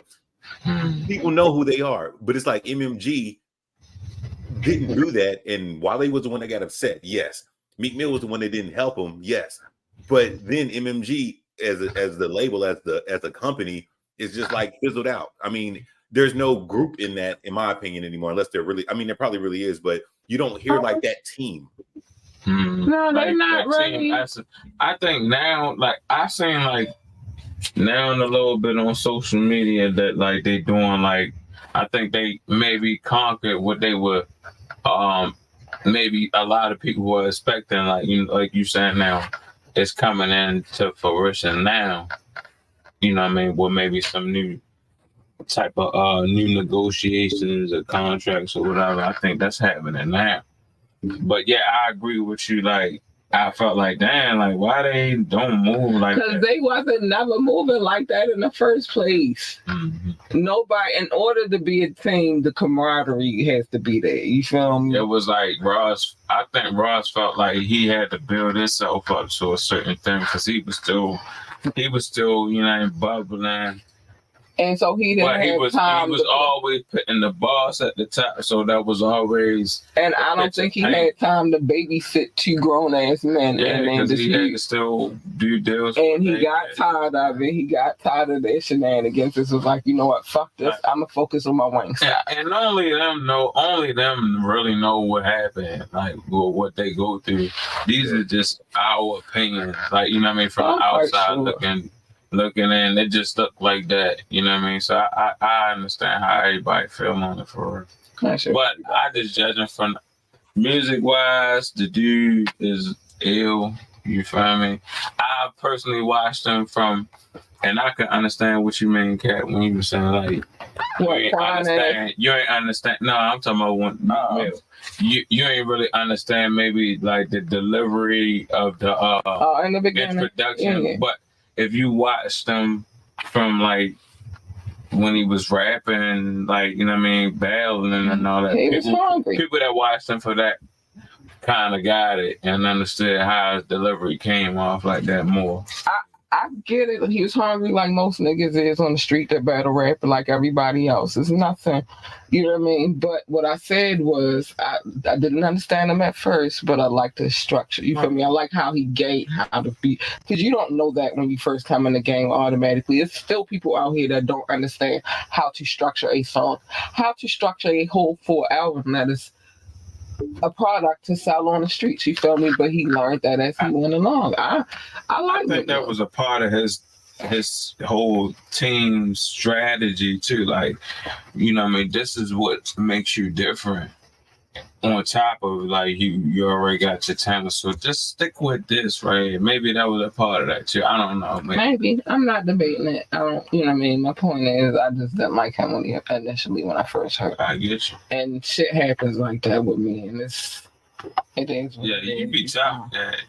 But I've always said that this is not something that I've never come out and said. No. Like I never said that I was going to be all I gotta like everybody, or I gotta like how everybody does. You know what I mean? I like what I like, and I'm proud of what I like, and what I don't like, I'm proud to say I don't like it. It's just what it is. You know? Did you like when Meek Mill slipped down his grandma or his mama's stairs on that viral video? Because it was funny. Social media wins hilarious. I like that. Social media wins again. Without pain. You know why I like that? Because it's happened to I'll go me. viral before music. You know what I mean? If I fall down some stairs, this is crazy. Like, and not only that, it's how you fell. It wasn't just that you falling down. You gotta fall like crazy. His legs was up in the air like. It was like some cartoon shit. So sorry, I found it funny. All right. People be so creative, dude. Like they'll put like some backgrounds behind you and all that. You looking like you dangling from or something. You'll mess around on the internet, become a spectacle. And I ain't gonna lie, I don't need the internet for that kind of laughter. If you fall the fuck in front of me, if I fall, I'll make it a joke. That's a question. You know what I'm saying? Would you be mad for going viral? For offer something that's, you know, people see you fall every day, B. Would you be happy? You fall in public. I don't feel no time to lie. Fell look certain kind of way. That's what you gonna be. I like to show ridiculousness, so it's like, yo, ridiculous. Am I gonna be mad if I get caught slipping? I like the new age. And shout out to they had a couple of extensions, the Wild Boys, but the originals was the MTV Crazy White Dudes. Rob Dyrdek. Jackass. Yeah, them. They started that whole. But Dyrdek was different because he wasn't a part of that. He was a skateboarder. You feel me? Yeah, all of them pretty much. But he didn't hang with them. He hung with Big Rob, which is the big black man. Yeah, it was something totally different. Yeah, when they had the real big. But I'm saying he had Fantasy Factory. Before them is what I'm saying was the Jackass. The Jackass had that like influence on them guys to do those type of shows. Like it was like America's Home Funniest Videos times 10. You know what I mean? Extra. But stupid. All right, so I was about to say a funny little caveat story real quick. So on my way across country while I was driving, I actually passed Steve-O's tour bus. Oh, really? What? I was in Arizona. Be on there? Oh, yeah? Yeah. He had a whole graphic on the side. It said Steve-O and everything. And I'm like, oh, he must be doing, because apparently he has a new show now. But I actually passed the tour bus when I was just coming out of Arizona. Yeah. Oh, that's kind of dope. Crazy. Wow. Oh, all right. Look at that. Out there being a jackass and shit. Nah, that's dope, Doc. That's what's up. All right, so I'm going to get to this love real quick because we got to get to the trivia. You feel me? Sorry, excuse me. It's not the trivia. It's the final exam. We got to come up with something. We got to record something to bring that in, like the final exam. Like, dun. Can somebody flip the tempo, the final countdown or something like that? Hold up. Let me get to the love first, and then we're going to get to the final exam, because that's shorter than this damn exam, because we got to think. And we should have, like, the Jeopardy music or some shit. Because that's easy.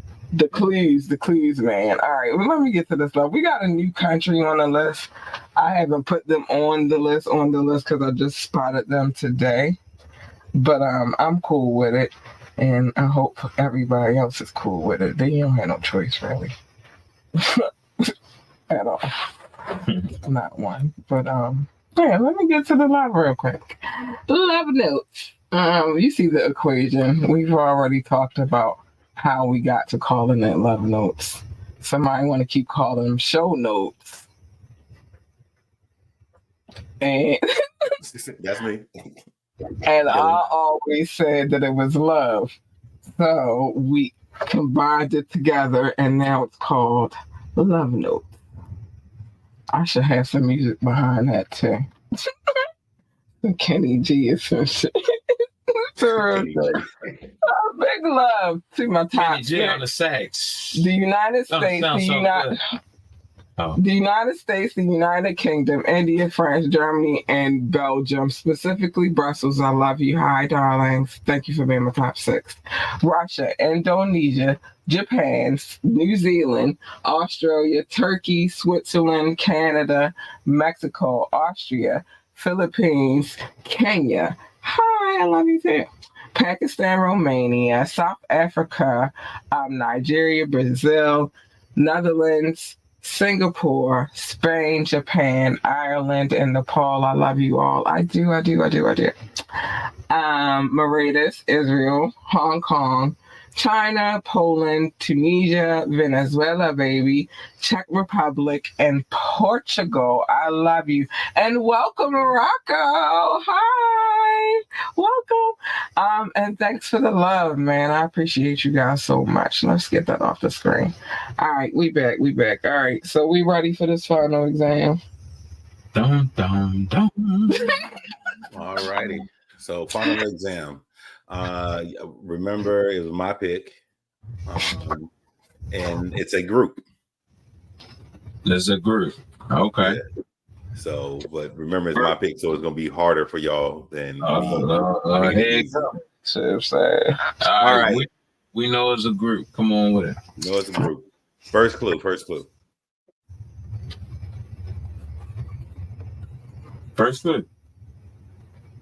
Oh, we can't hear that. Hold on. Oh, Let put it on me the screen. Hold on. Let me can put it on the screen real quick. Oh, okay. Okay, so West Coast Trio. Oh, label between Loud Records, Koch. Oh, wait a minute. Only one member is actually born in that coast. Okay, ooh, okay. That's not enough. That's West Coast Trio, so it's a trio. but only one member of the group was born on that coast. And was signed to Loud, Koch, and I'm not even going to try to say that right now. But Waxploitation. see, I can't Waxploitation. Only Like one on member. wax, banging on wax. I know, but I was Born too high on for that coast. Okay. Next clue. Next clue. Yeah, I'm gonna need more than that, but that's a good one. We're gonna leave that on the screen right West now. Oh, Coast and you Trio. ready tonight? What? You showing off? Hold on, let me pin this real quick, cause we coming back to this. Just in case. All right. 5 released albums. The first is 21 and Over, and the last being Firewater. 5 released albums. The first is 21 and Over, and the last being Firewater. Who? No. Okay. I don't know. Rap Trio. Only one member of the rap trio is from the West Coast. From the West Coast. Do do do do do do do. You already know I'm not getting ready to guess nothing. So I want all my clues. Number 3. Is it West Coast Connections? No, good guess though, but no. That is a rap trio. Give me number three. I'm going full money. I'm not even. Knoxx number 3. Knoxx number 3. Yeah, number 3. Oh yeah, we gotta come to that agreement. Mm-hmm. All right, number 3. Come on, get on the screen. One of their singles featured "Old Dirty Bastard" and peaked at number 6 on the U.S. rap charts in 1997. Oh my gosh! Wait a minute. Coast Trio in 1997. They had Old Dirty Bastard. What on it? Oh man! Oh my gosh! What clue was that? Number 3. Oh my god! I remember Old Dirty Bastard did something with Mariah Carey.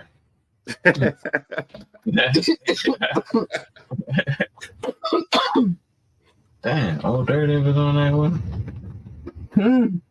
West Coast Riders. What?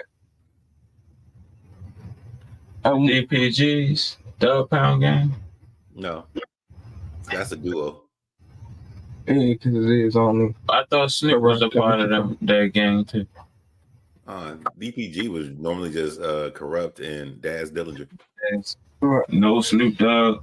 He put Hopper on his features, but he wasn't in the group. He had to be a part of DPG. No, Somebody called Snoop up and asked him, is he a member of DPG? DPG, Dog Pound Gangsters. Original album was Dog Food. Snoop was always a guest featured artist. Feature. I don't know. I need to call Uncle Snoop on that one, but okay.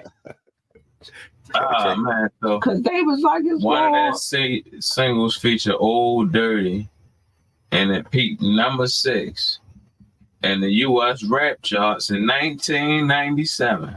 All right, sure. And I got somebody in mind, but I'm not guessing yet. Hold on, let me see. West Coast Trio. But only one of them was born on the West Coast. In 1997. Yes, sir.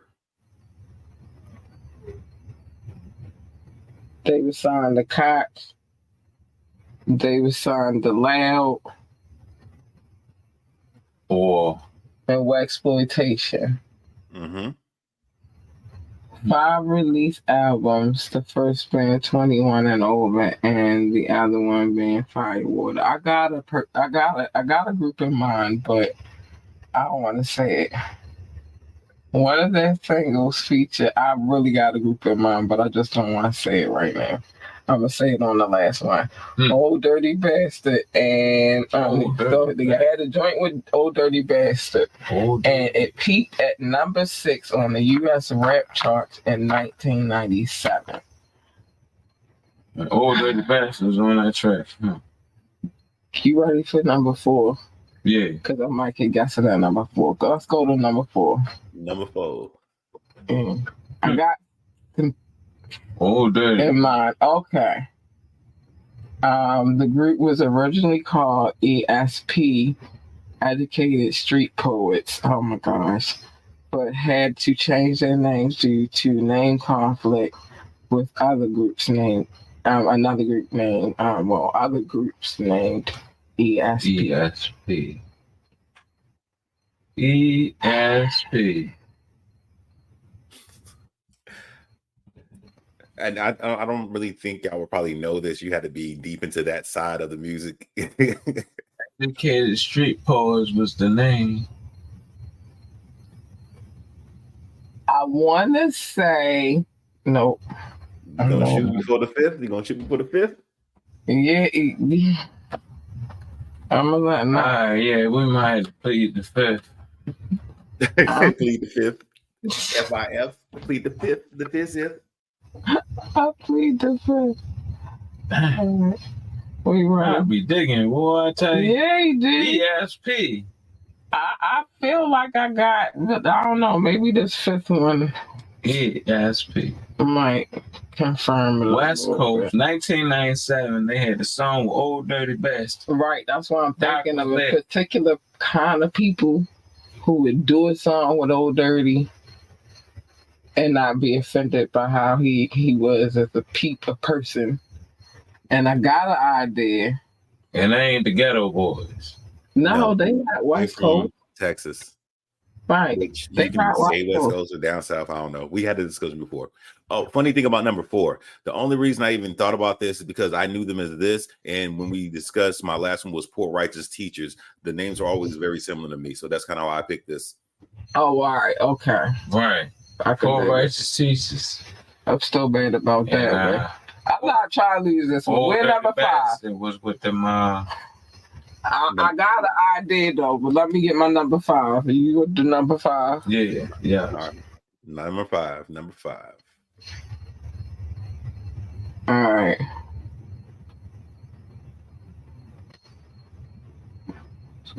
Was that name a one-man band name? What does that mean exactly?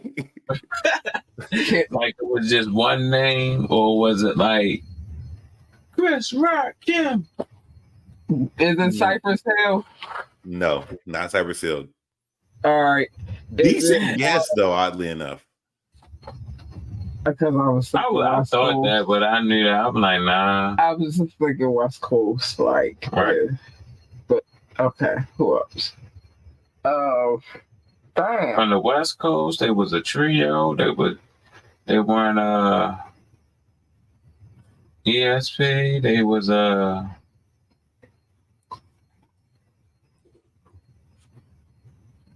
that was a dope. So Hardy. And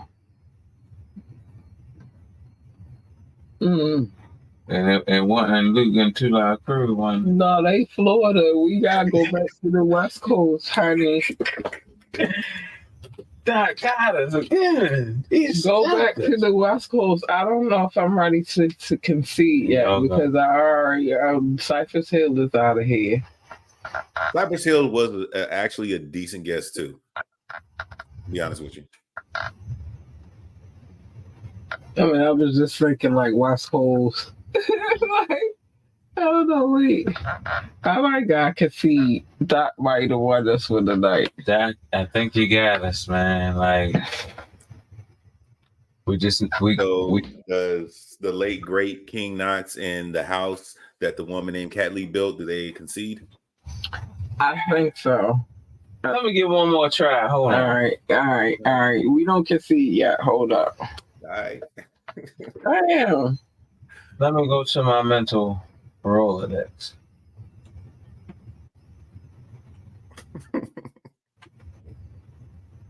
And I see here it come to me.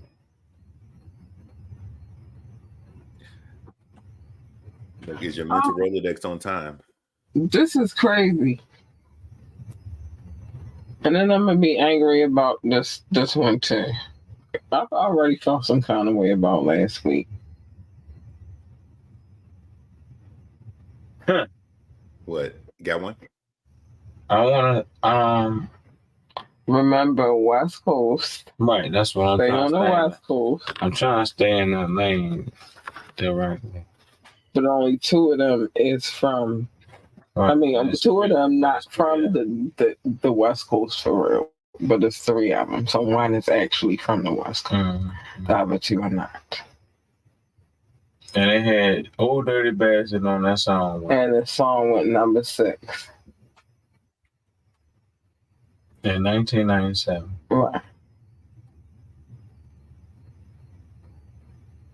And they sound the song The Cops, Loud, and Exploitation. Oh, yeah, you ain't never answered. There's a one-man band name? No, their name is 2 words, I guess. That's the way I answer that. 2 words. They do have a prominent nickname that people call them by, though. 2 names. 2-word name. Yeah, 2-word name. Okay.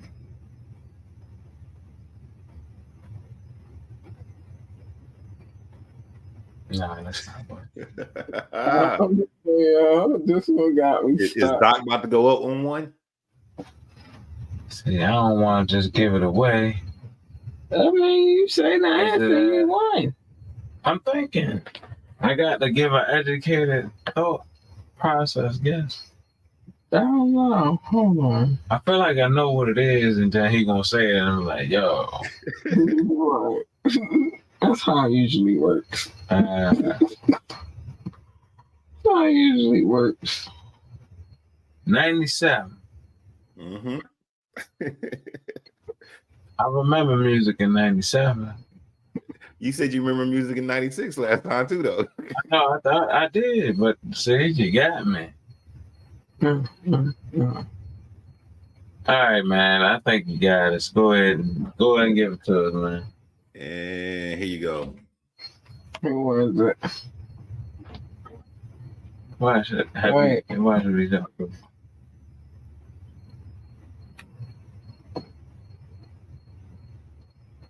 Oh, it's not up there? It's up there. What is that? The Alcoholics. I'm not. Alcoholics. And I was thinking like Tupac. The Outlaws. I think the Outlaws. No, the Outlaws had Gaddafi. Shit, No. I can't remember all their names right now. Yeah, no, but I was thinking, like, I think about like Tupac too around like that era. So I do remember Alcoholic. I Also remember known as that. the Lick. But so that puts me up one. So Yeah. let me update the score real quick since I'm winning. Put numbers on the board. I don't know if I'm mad about not knowing that one, though. That is given the holy hip hop Bible Right. scrolls. Study. Be on your ding. Study. That wins again. Yeah. Well, I'm only up one. There's still time for comeback. So whose turn is to pick and what do you want to focus on? Is it your turn, little boy? I got you this. Yeah, This should be good. See if we can guess. I don't know. All I'm doing is picking. Make it narrow. Make it narrow so it'll make you think you got an advantage. I don't know. I'm Male or female? How about that? That's too broad, but we can do that. Nah, I'm gonna switch the lane a little bit, yeah, because it is. But no, male or female can be. All right, yeah, I guess that's true. Yeah, Yeah. you ain't gotta do that. Damn. Go with year, state, style of rap, region, a subject matter. That might be too hard though. I had one in mind though, but I lost it, so now I'm trying to get it back. Damn. Let's do. We're gonna go for another year. A year? Another year. That's the only clue. We're gonna say 1994. 94. Oh, yeah. Do you want a region to make it a little bit easier? And 94, where were they at? Where were they from? What was going on in 94? Yeah, 94. My bad. 94, and you want to pick a region or a individual or a group? Yeah, is it a group or individual? How about that? A duo? Collective? See, why I gotta go? He asked him what year. He got a specific year. We going into my detail. So I'm surprised. We was just asking, so we can cool. 94. The year's gonna be 94. 94 is the year then. 94, you better know it.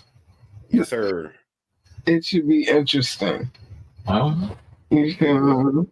I don't know if I'm gonna win, but I might, but 94. You feel me? Handle your business, Doc. Said we are worldwide, but not catching RICO charges like the Fugees. I'm trying to tell you, I swear it's like a criminal enterprise over there. Allegedly. I don't know that for real. I'm not saying that for real. But it's just it's weird. You feel me? Everybody. It's hard out here. Everybody been in trouble legally. Everybody, even Lauren. Yeah. Everybody. See, they all became activists. Mm-hmm. That's what it is to me. Like they all became like Martin Luther King's, Malcolm X's. Oh, you snappy tonight. Like, Marcus Garvey's. They all was like political refugees. That's basically what they were. Political. Listen now. they were political refugees, so they had to flip it for the people that wasn't getting it, you know what I mean, that was watching from the points of where, you know, they were watching from, for other people that understood why they chose who they were. But some people, like, you know what I mean, in the beginning didn't understand what was going on, so that's why after all that submerged, things started unfolding like how they did, but also, you know what I mean, just on a small, you know what I mean, window from somebody looking in, it was probably already like something going on, message, maybe some type of whatever organization, or like, you know what I mean, voice for organization behind the scenes, or something behind the scenes. I just hope y'all understand that. We understand.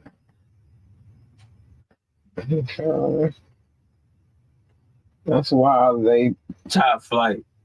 That's your vibe. To learn more about hip hop. Anyway, so some things I gotta say. We gonna get to Sam so we can get up out of here. First things first, if you would like to come on the show, hit us up ambitiously the podcast at gmail.com. Again, ambitiously the podcast at gmail.com. Phone line is always open. We make phone calls sometimes, but the volume is down, so we can't hear you. But I got that you heard me. You feel me? So he on this one. All right. So join the conversation. The number is 443-850-4828, 443-850-4828. The number is scrolling at the bottom of the screen. Damn it. Know that if I play the video, I have permission to play it. I'm going to get in trouble for what I played earlier, but whatever. I don't care. I'm a rebel. Positive. I'm a rebel without a cause. You are a refugee. You're the leader. I'm a rebel. I know that, but see, this is why I say I'm a rebel, because I know it get me in trouble, but yet I did it again.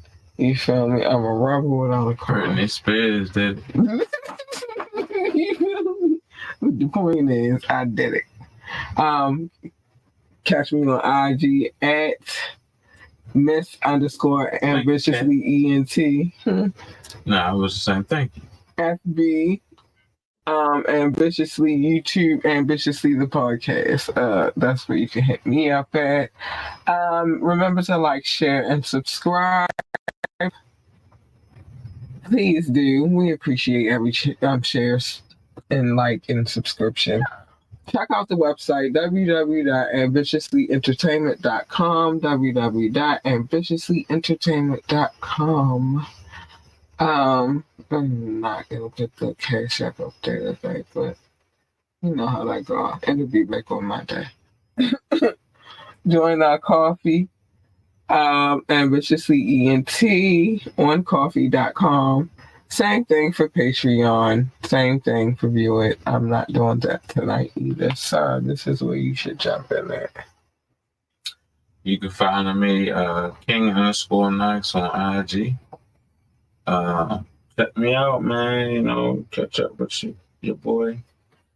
Also, you can listen right now. Should be a link coming up with 2 projects of mine. The first one is No Hard Feelings. Yay. Streaming now over 2,000 streams. And The Genesis, most current, you know, both streaming right now on King Knoxx. But you can see all that. The link is on IG. So holler at me, follow at me. All right. Also, big shout out to our DJ, Casey, for the, you know what I mean? He be doing it. He holding it down on a Friday Fire Mix. So big shout out to him. And remember to let me know how you feel about the mix so I can report it to him. You know, he like to hear about that. Put him in the mix. Yeah, so that's that. So let's get to some other business. Some other things I have to say. You know what time it is, shorty. It's like, no, but anyway. I thought she was about to break into like, A bar. So yeah, she was about to get it off. like, oh, we doing this? Okay. You know, that's my thing, man. You know, I love the scat. So anyway, sorry.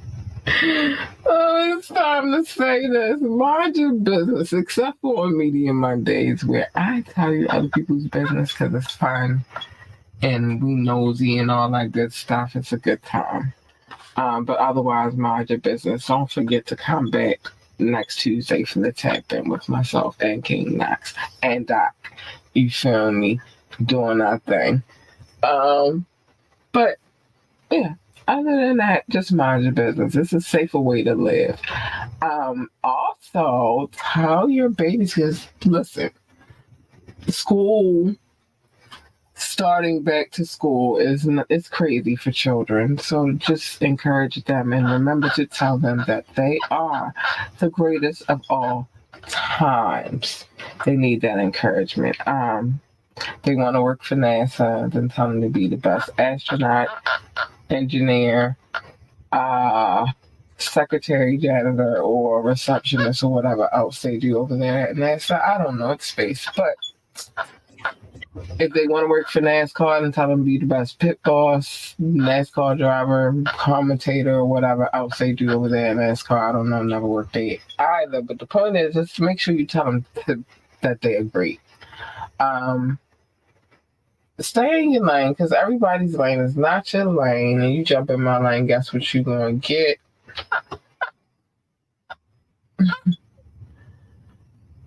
Oh no, wait a minute, you didn't even get it. Wait a minute, you didn't get it. Hold up, wait a minute, I got to do that again, baby.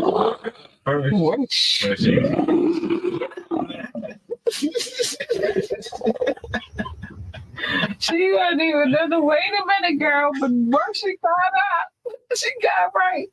You don't want her. Yeah, but don't poke the freaking lion. You know what I'm saying? But anyway, that was the point of all of that in the first place. But you just poked up. You just poked the lion. Poked up. Damn, she won't. All right. So, what she really want? You get the delayed strike because that's gonna hurt you worse. That's a sneak attack. You feel me? Like, you don't want her. That strike was building up. Like, so, what you really want is her.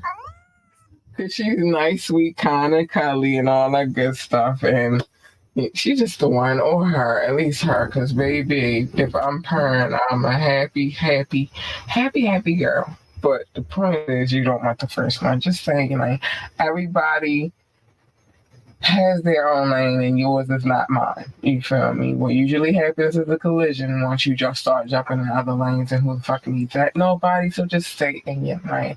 And last but not least, pick and choose your battles wisely. Every battle is not a battle for you to fight. Sometimes you just gotta step away from some shit and say, all right, fuck it. You feel me? You won. But there's a war going on out there. We gotta worry about that shit. So don't worry about everything, beefing about everything, and everything is not a fight. Know that. And with that being said, I gotta get up out of here.